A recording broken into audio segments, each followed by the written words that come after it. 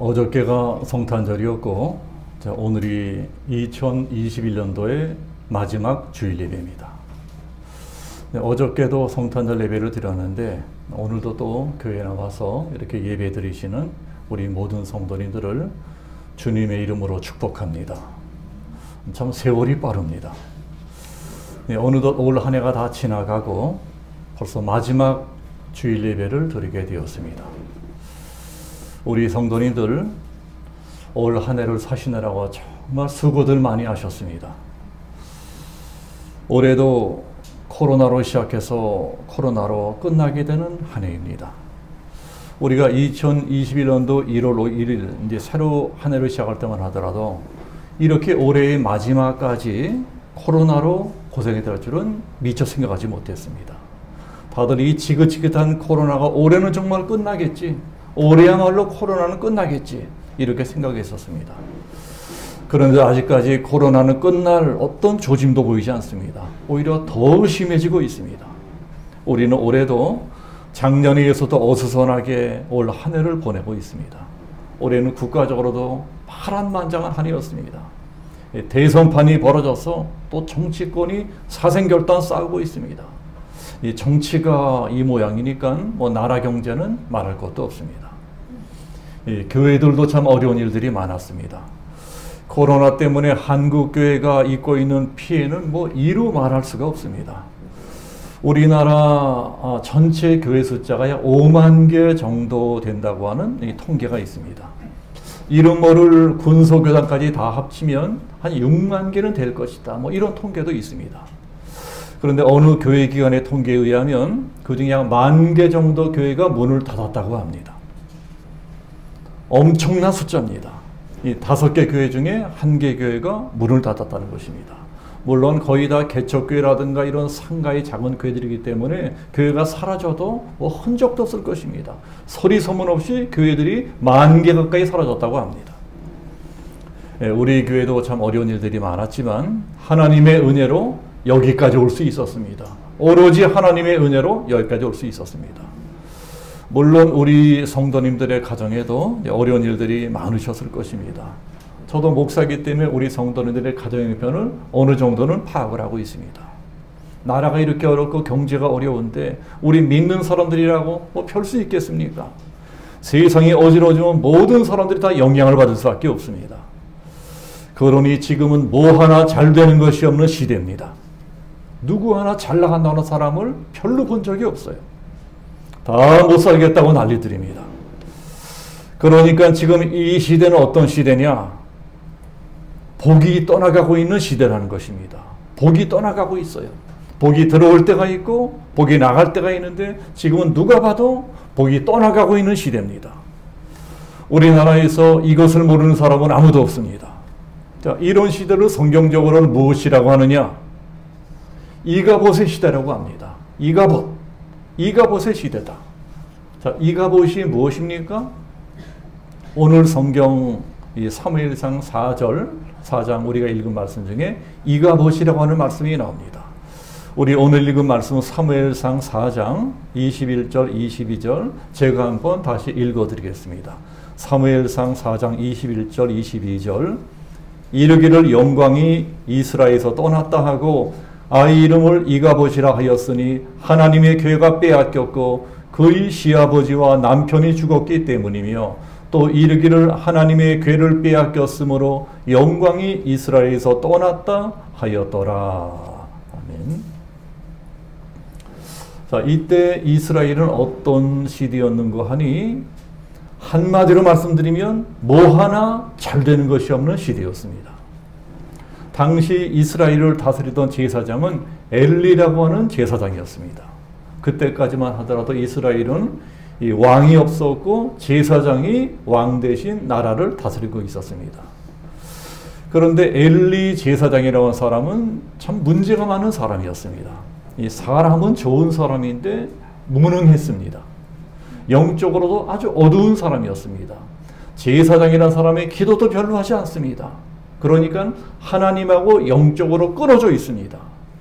영적 지도자가 그 모양이니 나라 꼴이 잘 돌아갈 리가 없습니다. 종교 지도자들이 다 타락하고 종교가 타락하니까 백성들도 다 타락해 버렸습니다. 엘리 제사장의 아들들도 제사장이었습니다. 그때는 제사장직을 세습할 때이기 때문에 아버지가 제사장이면 아들도 제사장입니다.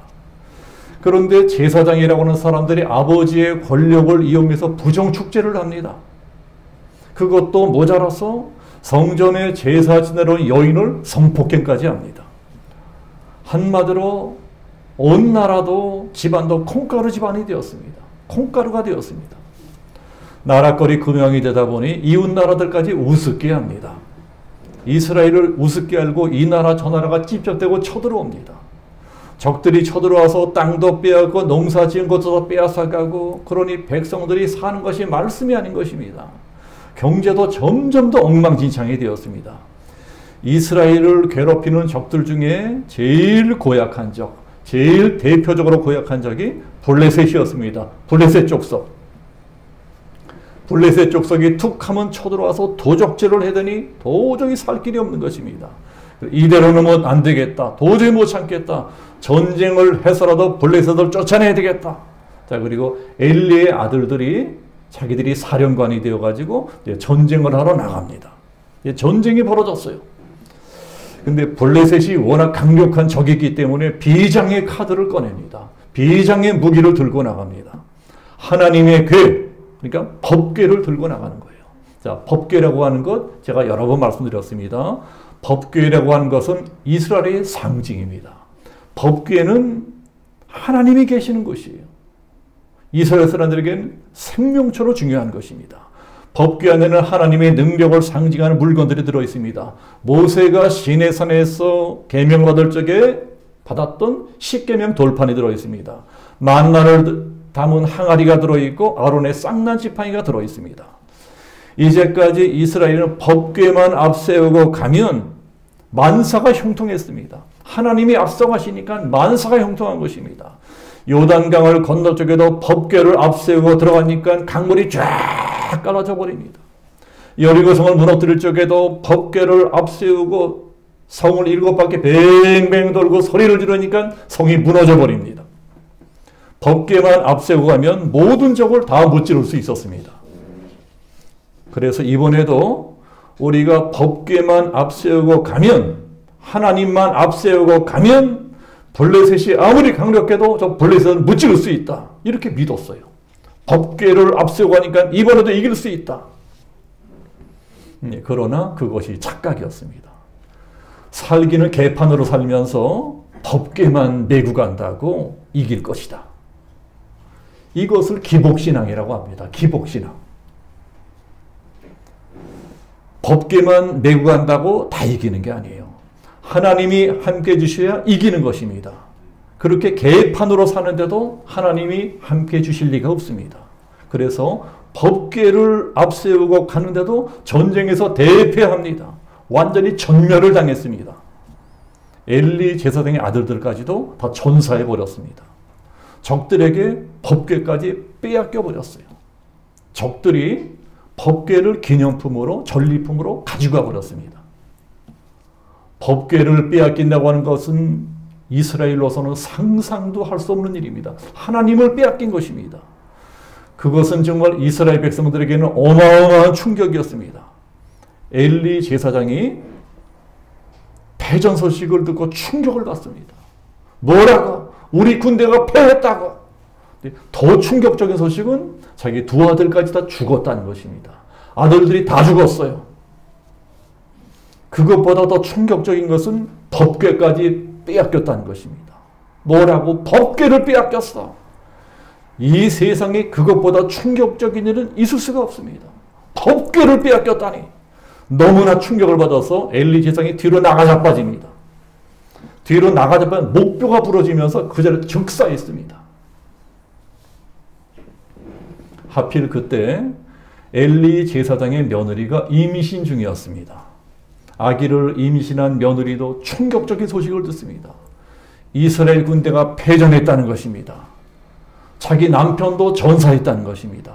더 충격적인 것은 법궤까지 빼앗겼다는 것입니다. 그것도 모자라서 제사장인 시아버지까지 돌아가셨다는 것입니다. 너무나 연속적으로 계속 계속 충격을 받다 보니까 갑자기 산통이 시작된 것입니다. 산통이 시작이 됐어요. 그리고 산통 끝에 아기를 낳습니다. 그러나 아기를 낳을 적에 난산으로 피를 너무 많이 흘려서 그런지 출산 후유증으로 죽게 되었습니다. 산모가 핏덩어리 아들을 낳고 출산 후유증으로 죽어가면서 아들의 이름을 지어줍니다. 아기 이름을 뭐라고 지어주느냐? 이가봇, 이가봇이라고 지어줍니다. 내 아기 이름은 이가봇이다. 이가봇이라고 하는 뜻은 하나님의 영광이 떠났다 하는 뜻입니다. 하나님의 영광이 떠났다. 하나님이 우리를 버리셨다. 이제는 하나님이 더 이상 우리를 도와주지 않으신다. 이제는 더 이상 하나님 우리에게 복을 주지 않으신다. 그때부터 이스라엘에게 이가봇의 시대가 시작됩니다. 더 이상 하나님이 이스라엘과 함께하지 않으십니다. 더 이상 이스라엘을 지켜주지 않으십니다. 더 이상 복을 주지 않으십니다. 그러니까 사람들이 뭘 해도 되는 것이 없는 것입니다. 무슨 일을 해도 되는 것이 하나도 없어요. 농사를 짓는 족족 흉년이 드는 것입니다. 고생고생 장사를 하면은 적들이 와서 다 뺏어갑니다. 경제 불황은 점점 더 심해집니다. 이가봇의 시대는 캄캄한 시대입니다. 뭘 해도 되는 것이 없는 시대입니다. 사람들이 아무 소망 없이 하루하루 살아가는 시대입니다. 모든 사람들이 다 힘들고 슬프고 고달프게 살아갑니다. 그런데 문제는 원래 이스라엘이 그런 나라였느냐 하는 것입니다. 원래 이스라엘이 그랬느냐? 그렇지 않습니다. 이스라엘은 잘 나가던 나라였습니다. 승승장구 잘 나가던 나라였습니다. 가나안 땅에 들어올 때만 하더라도 전쟁만 하면 족족 이겼습니다. 그 난공불락이 요새 여리고 성도 그냥 단번에 무너뜨렸습니다. 가나안 땅의 강력한 일곱 족속을 모조리 전멸시켰습니다. 다 쫓아내고 그 넓은 가나안 땅을 다 차지해 버렸습니다. 농사만 지으면 풍년이 들었습니다. 경제가 점점 부강해졌습니다. 나라가 잘 살게 되니까 주변 나라들이 함부로 하지 못합니다. 하나님을 잘 믿던 시절에는 이스라엘이 그렇게 잘 나가던 나라였습니다. 돌아보니 우리나라도 그런 때가 있지 않았습니까? 70년대, 80년대 나라 경제가 점점 부강해지고 있었습니다. 50년대, 60년대는 그 비참할 정도로 가난하던 나라가 점점 잘 살게 되었습니다. 그때는 희한하게 교회도 잘 나가는 시대였습니다. 모든 예배당마다 성도들이 가득 채워졌습니다. 교회 간판만 달면 개척교회도 금방금방 부흥했습니다. 아마 그 시절에 잘 나가시던 우리 성도님들도 계실 것입니다. 잘 나갈 적에는 뭘 해도 잘 됩니다. 호황 때는요, 뭘 해도 잘 되는 거예요. 무슨 사업이라도 사업만 하면 돈도 척척 잘 들어옵니다. 경제가 살아나니까 기업들도 사람을 많이 모집을 합니다. 사람을 많이 뽑아요. 경제가 잘 나가고 나라가 잘 나가니까 취업 문제, 실업 문제 그런 거 없습니다. 그럴 때는요, 대학교 졸업하는 청년들이 오히려 교회를 골라서 갑니다. 여기를 갈까 저기를 갈까.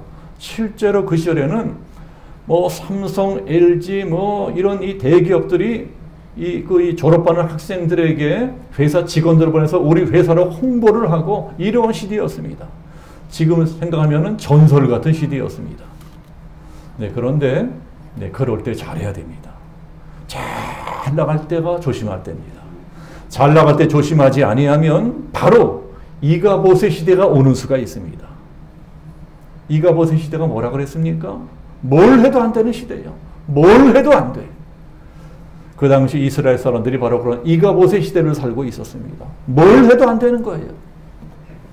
이가봇의 시대는 꼭 이스라엘 사람들에게만 오는 것이 아닙니다. 어느 나라나 어느 시대나 누구에게나 이가봇의 시대가 올 수가 있습니다. 우리가 하나님을 버리면 이가봇의 시대가 옵니다. 하나님이 우리를 떠나시면 이가봇의 시대가 시작이 됩니다. 지금 우리는 이가봇의 시대를 살고 있습니다. 누구도 그걸 부인하지 못합니다. 지금 대한민국은 이가봇의 시대입니다. 우리 한국교회도 이가봇의 시대입니다. 우리 양지명성교회도 이가봇의 시대고 우리 성도님들도 힘겹고 고달픈 이가봇의 시대를 살고 계십니다. 지금 모든 사람들이 이가봇의 시대를 맞아서 고생 살고 있습니다. 그럼 이런 이가봇의 시대는 어떻게 되느냐? 빨리 에벤에셀의 시대가 오도록 해야 됩니다. 에벤에셀. 살 길은 빨리 에벤에셀의 시대가 오게 하는 수밖에 없어요. 그게 살 길입니다. 자, 에벤에셀이 무슨 뜻입니까? 에벤에셀. 에벤에셀이란 하나님이 우리를 여기까지 도우셨다 하는 뜻입니다. 하나님이 우리를 여기까지 이기게 하셨다. 우리가 계속 승승장구하면서 여기까지 왔다. 이게 에벤에셀이에요. 무슨 일을 하든지 잘 되는 시대가 에벤에셀의 시대입니다. 이가봇의 시대가 복이 떠나가는 시대라면 에벤에셀의 시대는 다시 복이 들어오기 시작하는 시대입니다. 이가봇 시대를 만나서 고생 살고 있는 이스라엘 사람들에게 하나님이 기회를 주십니다. 우리 하나님은 기회를 주시는 분이에요. 내가 너희들에게 한 번 더 기회를 주겠다. 그리고 사무엘을 보내주십니다. 사무엘. 엘리 제사장이 죽고 사무엘이라고 새로운 제사장이 나타납니다. 새로운 지도자가 탄생을 합니다. 자, 우리나라도 내년에 대선이 있습니다. 대통령을 새로 뽑습니다. 우리가 정신 똑바로 차려야 됩니다. 잘 뽑아야 됩니다. 잘못 뽑으면 나라가 망하는 수가 있습니다. 그러나 수천 년 전에 이스라엘은 정말 감사하게 좋은 지도자가 나타났습니다. 하나님이 좋은 지도자를 보내주셨습니다. 정말 마지막으로 한 번 더 기회를 주신 것입니다. 그래서 백성들이 정신을 차립니다. 사무엘이 백성들을 불러 모아놓고 호통을 치는 것입니다. 우리들이 왜 이 고생하고 살고 있는지 아느냐? 하나님이 우리를 버리셨기 때문이다.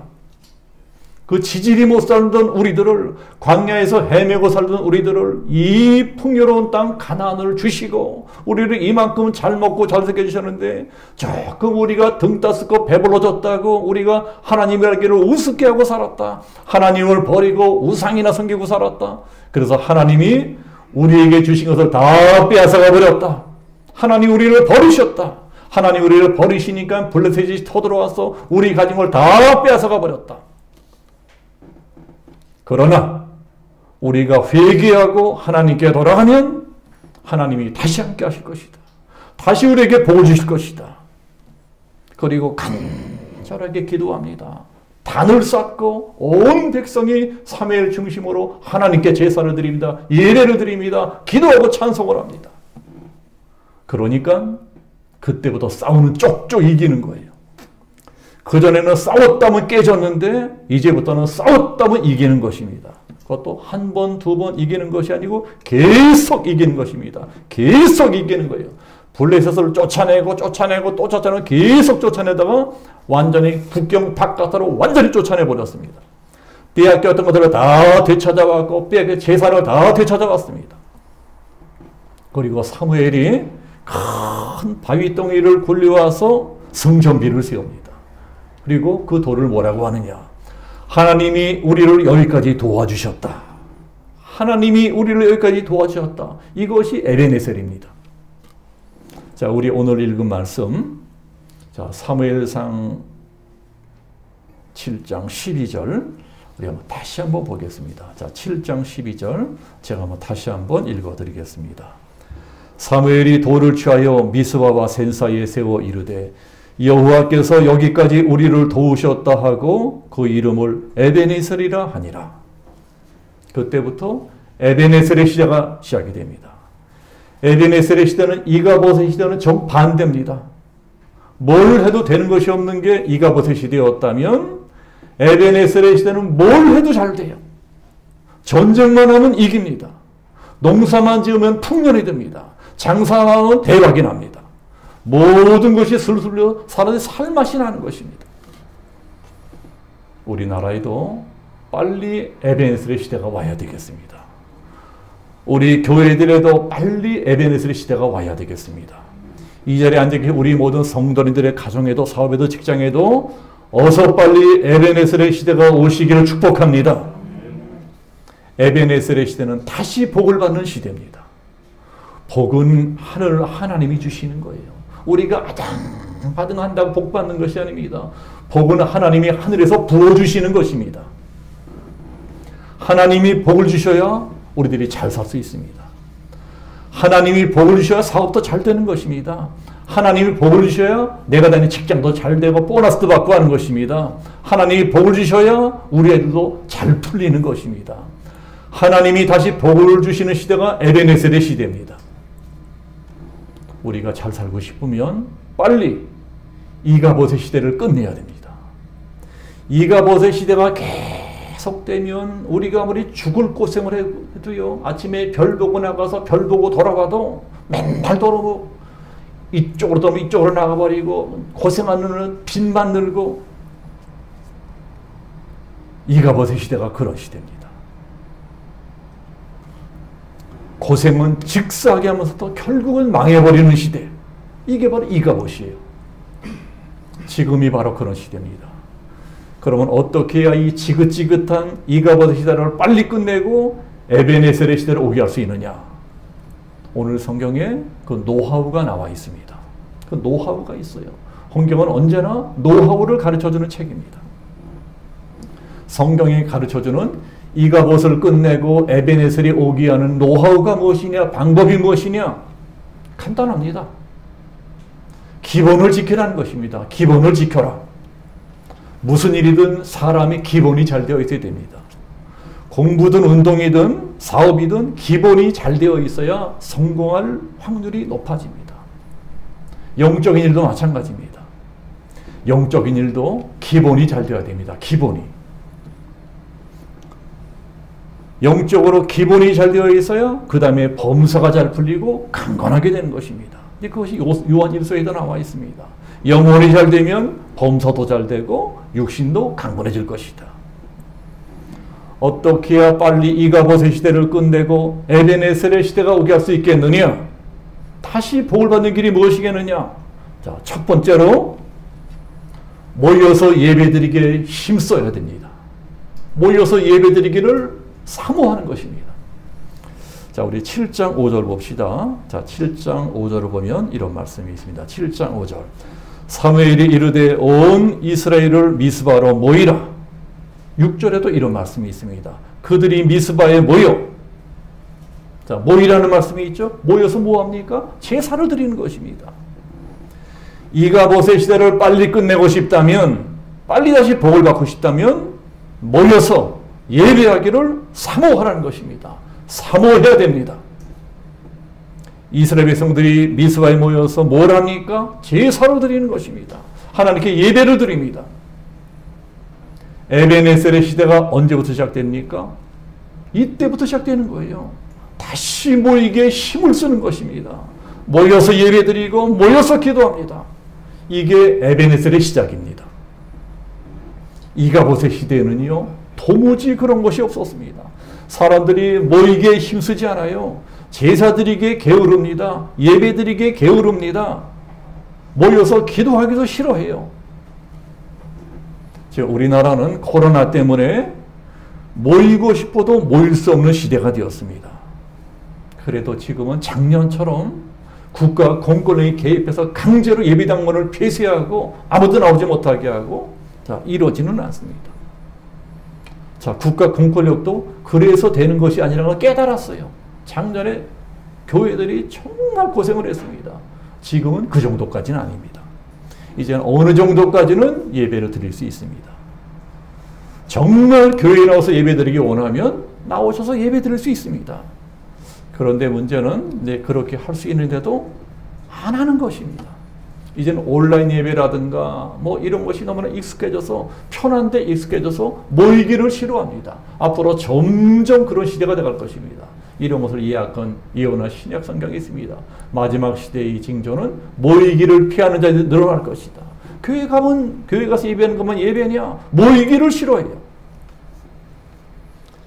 네? 제대로 코로나가 터졌기 때문에 이제는 다 흩어져 버리고 있습니다. 그럼 어떻게 될까요? 이렇게 계속 우리가 흩어지고 모이기를 싫어하면 이가봇의 시대는 영원히 끝나지 않습니다. 어서 이 지긋지긋한 이가봇 시대를 끝내고 에베네셀의 시대를 오게 하려면 여러분 모이기를 사모하셔야 됩니다. 우리의 마음의 중심을 보십니다. 코로나 때문에 잘됐다, 교회 한다고 편하다, 이것이 아니고 어서 빨리 교회 나가서 예배하고 찬송하고 기도해야 될 텐데 내 마음에 사모함이 있어야 됩니다. 그 사모하는 마음을 따라 하나님 복을 주시는 것입니다.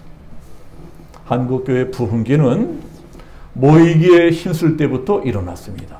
지난 70년대, 80년대는 부흥에만 했다면 막 교회들이 미어 터졌습니다. 기도원마다 꽉꽉 미어 터졌습니다. 70년대 초에 빌리 그레엄 목사님이 왔을 적에 그때 막 수십만 인파가 여의도 광장에 운집을 했고, 그때는 박정희 정권 때였는데 희한하게 그 기독교 집회를 라디오로 생방송을 했습니다. 그때 저는 교회를 나갈 때도 아닌데 빌리 그레엄 목사님의 설교를 집에서 라디오 생중계로 들었어요. 어떻게 그런 일이 일어날지 모르겠어요. 사람들이 모여서 막 예배하니까 하나님 복을 주십니다. 모여서 기도하니까 하나님 은혜를 주세요. 하나님이 복을 주시고 은혜를 주시니까 나라가 점점 잘 살게 되는 것입니다. 기업이 잘 되니까 일자리도 자꾸 늘어납니다. 취직이 잘 되니까 소비도 잘 되는 거예요. 가게문 열면 손님들이 꾸역꾸역 몰려옵니다. 에베네셀의 시대가 온 것입니다. 그러나 우리들이 그렇게 복받아서 등 따숩고 배불러지니까 사람들이 전처럼 열심히 모여서 예배드리기를 싫어합니다. 점점 딴짓하고 다니고 돈 벌게 되니까 골프 치러 다니고 뭐하러 다니고 모이기를 귀찮아요. 예배도 기도도 시들시들해졌습니다. 그러면서 서서히 이가봇의 시대가 다가오는 것입니다. 이가봇의 시대가 오니까 하나님이 복을 거두어 가십니다. 더 이상 그전처럼 복을 내려주지 않으세요. 그러다가 이제는 코로나까지 보내주십니다. 그래, 너희들이 그렇게 모이기 싫어? 그럼 아예 흩어버려. 이가봇의 시대가 오니까 뭐 하나 되는 것이 없는 것입니다. 사방에서 우리를 베껴먹겠다고 난리들이에요. 그야말로 사방으로 우겨싸임을 당하고 있습니다. 여기저기 동네북처럼 의도 터지고 있습니다. 이게 바로 이가봇의 시대입니다. 그러니 벌써 이가봇의 시대를 끝내고 다시 에베네셀의 시대가 오게 하려면, 다시 복을 받으시면 여러분 사모하셔야 됩니다. 지금 이런 여건은 이렇다 할지라도 내가 교회 가서 예배해야 되는데, 내가 하나님께 기도해야 되는데 사모하셔야 됩니다. 모이기를 사모하셔야 돼요. 모여서 예배드리기를 사모하셔야 됩니다. 그래야 에베네셀이 옵니다. 두 번째는 우리들의 죄를 회개해야 됩니다. 오늘 성경 6절을 보면 이스라엘 백성들이 우리가 여호와께 범죄하였나이다 하고 회개하는 것이 나옵니다. 이게 무슨 죄를 지었다는 것입니까? 우상 숭배하는 죄를 지었다는 거예요. 하나님을 버리고 가나안 사람들이 섬기는 바알신과 아세라 우상을 섬겼습니다. 그 바알신과 아세라신은 제가 자주 말씀드렸지만 간단하게 말씀드리면요, 이 바알과 아세라는 농사 잘 되게 해주는 신입니다. 농사를 잘 되게 해주는 신이다. 그러니까 물신이에요, 물신. 돈 많이 벌게 해주는 신입니다. 물신. 돈을 하나님으로 섬기는 것입니다. 지금 우리들도 어쩌면 그런 우상을 섬겨오는지 모릅니다. 지금 돈이 하나님이에요. 지금 경제만 모든 게 통합니다. 돈만 잘 벌게 해주면 그게 바로 하나님입니다. 그런 우상을 섬기는 한 절대로 에베네셀은 오지 않습니다. 우리들이 진짜 복을 받고 싶으면 하나님보다 돈을 더 섬긴 죄를 회개해야 될 것입니다. 돈이란 우상보다도 하나님을 선택하는 것입니다. 그러면 하나님이 책임져 주십니다. 절대로 손해보지 않게 해주세요. 손해보는 것 같다가도 결국 그것이 에베네셀의 길로 들어서는 길이 됩니다. 이가봇을 선택하면 망하는 것입니다. 잘 되는 것 같다가도 결국은 망해버려요. 그러나 에베네셀을 선택하면 그 반대가 됩니다. 망할 것 같은데 돌아보니 잘 됐어요. 내년부터 다시 복을 받고 싶으면 우리들이 그동안 돈을 우상으로 섬긴 죄를 회개하고 하나님만 섬겨야 됩니다. 하나님만 섬기는 것입니다. 그러면 하나님이 다시 복을 주십니다. 마지막으로 기도해야 될 것입니다. 자, 7절 보면 이스라엘 사람들이 기도하는 것이 나옵니다. 이스라엘 백성들이 사무엘과 같이 간절하게 기도합니다. 부르짖어 기도합니다. 금식하며 기도합니다. 기도하니까 하나님의 능력이 나타납니다. 이스라엘 백성들이 한 자리에 모여서 회개하면서 간절하게 기도하니까 하나님이 직접 역사하시는 거예요. 막 직접 기적이 일어납니다. 하늘에서 막 오르륵 꽝꽝하고 뇌성병력을 때립니다. 적들을 뇌성병력을 때려서 내쫓는 겁니다. 적들이 갑자기 벼락이 떨어지는 혼비백산합니다. 그 틈을 타서 이스라엘이 쳐들어가서 단번에 무찔러 버립니다. 박살내는 것입니다.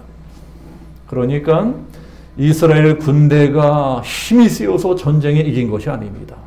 자기들의 능력으로는 도저히 블레셋을 이길 수가 없습니다. 하나님이 대신 싸워주시니까 이긴 것입니다. 블레셋이란 이 세상을 상징합니다. 우리들도 절대로 우리들의 힘만으로는 이 세상을 이길 수가 없습니다. 이 세상이 얼마나 강력합니까? 이 강력한 세상을 우리 조그만 체주로 어떻게 이깁니까? 우리 시시한 장사 실력으로 어떻게 돈을 법니까? 이 세상과 싸워 이기려면 기도해야 됩니다. 하나님의 힘을 의지해야 됩니다. 더 간절하게 기도해야 됩니다. 부르짖어 기도해야 됩니다. 하나님만 바라보면서 내 힘으로는 안 됩니다. 내가 아무리 아등바등해도 나는 겨우 이것입니다. 고백하고 하나님 도와주세요. 하나님 나와 함께 해주세요. 내가 하나님의 영광을 위해 살겠습니다. 간절히 기도하면 그때부터 에베네셀이 옵니다. 그때부터 복이 임하기 시작하는 것입니다. 이제 한 주만 지나면 이제 새해가 옵니다. 2022년 된 우리 모두가 다시 복을 받아야 되겠습니다. 복을 받고 싶으면 어서 빨리 이가보스 시대를 끝내야 되겠습니다. 에베네셀의 시대가 오게 됩니다. 자, 그러기 위해서는 어떻게 된다고요? 기본에 충실해야 됩니다. 기본에. 운동선수도 기본기가 탄탄해야 성공이 되는 것처럼 우리 신앙생활도 마찬가지입니다. 기본에 충실해야 하나님이 복을 주십니다. 기본에 충실해야 되는 거예요. 자, 기본에 충실하려면 세 가지를 잘해야 됩니다. 첫 번째, 모여서 예배드리기를 사모하셔야 됩니다. 두 번째, 우상 숭배하는 죄를 버려야 됩니다. 돈보다 하나님을 택하는 것입니다. 돈이라는 우상보다도 하나님을 택한다면 하나님이 내 인생을 책임져 주십니다. 매 순간 돈이라고 하는 우상보다도 하나님을 택한다면 하나님이 절대적으로 나를 책임져 주세요. 하나님도 자존심이 있으십니다. 하나님도 자존심이 있으셔서 네가 돈이 아닌 나를 택했구나 책임져 주세요. 더 잘되게 하십니다. 그리고 마지막으로 기도해야 됩니다. 기도하지 아니하면 하늘의 능력을 받을 수가 없습니다. 하나님 우리의 기도를 통해서 일하십니다. 기도하는 사람만이 하나님의 능력을 체험합니다. 한국교회 기도가 죽어버렸습니다. 그 기도가 회복되어야 다시 에베네셀이 옵니다. 자, 새해부터 이가봇의 시대를 끝내고 내 진정, 내 인생에, 우리 가정에, 내 직장의 사업에 에베네셀의 시대가 오게 하리라. 오늘 말씀 굳게 붙들고 결단하고 새롭게 하나를 새롭게 시작하기를 다짐하시는 우리 성도들이 되시기를 예수님의 이름으로 축복합니다. 아멘. 기도하겠습니다. 아버지 하나님, 우리가 어서속히 이가봇의 시대를 끝내기를 원합니다. 어서 다시 에베네셀의 시대가 오기를 소망합니다. 어서 다시 하나님 우리에게 복을 주시고 어서 다시 하나님 우리의 가정에, 우리의 자녀들에게 우리의 미래의 복을 주시는 그 창대한 축복의 시대 에베네셀의 시대를 소망합니다. 그러게 하여 아버지 안에 우리가 모여 예배드리기를 힘쓰며 또한 우상을 섬기던 죄를 회개하며 하나님께 간절히 기도하는 영적인 기본기를 갖추기를 원하나이다. 올 한 해 우리가 잘못 살았던 것 용서하시고 이제 새롭게 밝아오는 2022년도에는 우리의 영적인 기본기를 튼튼히 하여서 이 세상이 어떻게 굴러가든 하나님의 자녀인 나에게는 에베네셀의 시대가 도래하는 진정한 축복을 맞이할 수 있게끔 우리 모두를 인도하여 주옵소서. 감사를 드리오며 예수 그리스도 이름으로 기도하옵나이다. 아멘.